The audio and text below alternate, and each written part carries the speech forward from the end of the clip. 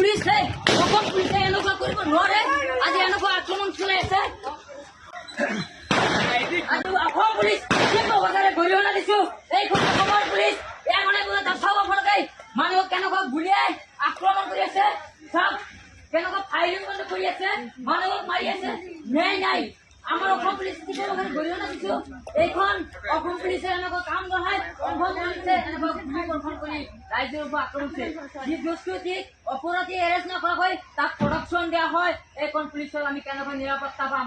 অকলে ৰাইজ আপোনালোকে জানে, আমাৰ আজি অসমত কৈছিলো যে ইলেকশ্যনৰ পিছত আমাৰ ধুবুৰীত বহুত এটা ক্ষতি হ'ব, ইছলামৰ কাৰণে বহুত এটা অন্যায়ৰ এটা ৰাস্তা আহিব, মানুহৰ বহুত এটা অসুবিধা হ'ব।